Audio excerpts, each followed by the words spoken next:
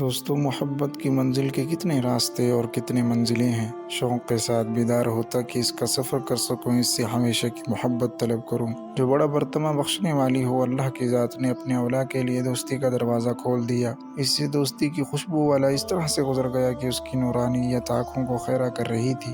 اس کے سامنے وجد کے پیالے گھومتے رہے اور وہ مزید کی طلب کی فریاد میں مشغول رہے۔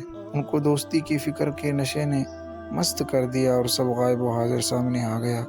انہوں نے اس طیب و طاہر شراب سے خوب فیض لوٹا اور ان میں نفوس و اوتان اور غیب و حاضر سمٹ گئے۔ محبت کے محل کی پاسیوں کی غمناک آواز نے مدہوش کر دیا اور وہ دھیرے دھیرے وجد میں آنے لگ گئے۔ ان کا محبوب ان کا ساقی تھا، ان کی محفل مختلف الانواع پھولوں سے سجی ہوئی تھی۔ بادشاہ بے ہوش تھے اور غلام افاقہ میں آ چکے تھے۔ یہ حضرات غائب و حاضر کی حالت میں تھے۔ اس دائمی محبت کا ایک گھونٹ اگلی پچھلی ساری دنیا کے بدلے میں بھی سستا ہے۔ اس کو بے وقوفی کے علاوہ کوئی نہیں چھوڑ سکتا۔ اس کی بدبختی انتہا کی ہوگی۔ میری نصیحتوں کو قبول کر اور اس کے دروازے کے بند ہونے سے پہلے سبقت اور پہل کر۔ یہ تجھے ہر قسم کے طعام وغیرہ سے اور ہر خوشبو دار اور خوشگوار سے بے فکر کر دے گی۔ اسی سے حضرت آدم نے پیا تھا، اسی سے حضرت نوح نے نوحہ کیا تھا اور حضرت زکریا کو آرا سے چیرا گیا تھا۔ حضرت ابراہیم خلیل اللہ کو آگ میں ڈالا گیا تھا جس میں گرنے سے وہ گھبرائے نہ تھے۔ حضرت موسیٰ کا شوق آگے بڑھا اور انہوں نے درخواست کر دی، مجھے اپنی زیارت کرا دے تاکہ میں بھی ناظرہ کی زیارت سے مشرف ہو جاؤں، ناظر کی زیارت سے مشرف ہو جاؤں۔ حضرت داؤد نے شوق اور زبور کو خوشحال حانی سے پڑھ کر مزے لیے۔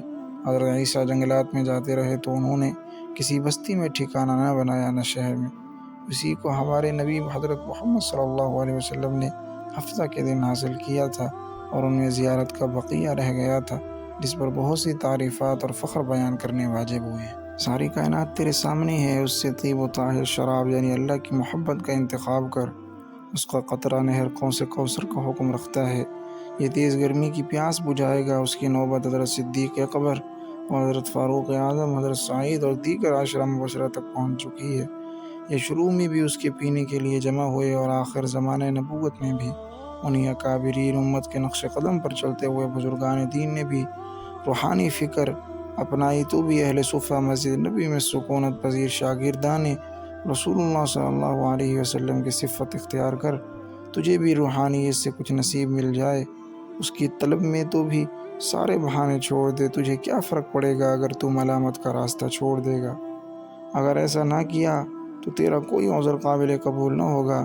سر سے گنگنا خوشی سے جھوم، وجد میں آئی مخلوق تیری دوست بن جائے گی اور محبوب اللہ تعالی حاصل ہوگا۔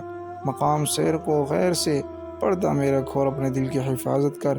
اگر تو نے غیر اللہ کی طرف نظر کی تو وہ تجھے اپنے سے دور کر دے گا، پھر تیرا کیا بنے گا جب تیرا مالک تجھ سے دور ہو جائے گا۔ اے جماعت فقراء، یہ تمہارے سننے کی بات ہے، جو میری بات سن رہا تھا وہ میرے پاس ہے کہ نہیں؟ اے ارباب احوال، میں تم سے مخاطب ہوں۔ یہ خوبیاں میں تمہارے لیے بیان کر رہا ہوں اور تمہارے قافلے کے ساتھ چل رہا ہوں۔ اے توبہ کرنے والی جماعت، کہ اس قابل فخر جوہر کے حاصل کرنے کے لیے معصیت کا یعنی کہ گناہ کا چھوڑنا تمہارے لیے آسان نہیں ہوا۔ اگر تو اس سے خطاب سے محروم ہو گیا اور خوشی میں نہ جھوما تو پھر محرومی کے بیابان میں سرگردان رہے گا۔ محبت کی حقیقت اور اس کی اصل کیا ہے؟ حضرت ابو بکر وراق رحمۃ اللہ علیہ فرماتے ہیں کہ محبت کی حقیقت ہر حال میں محبوب کا دیدار ہے۔ غیر کے ساتھ اشتغال حجاب یعنی کہ پردہ ہے۔ محنت کی اصل کامل طور پر اتباع اور یقین ہے۔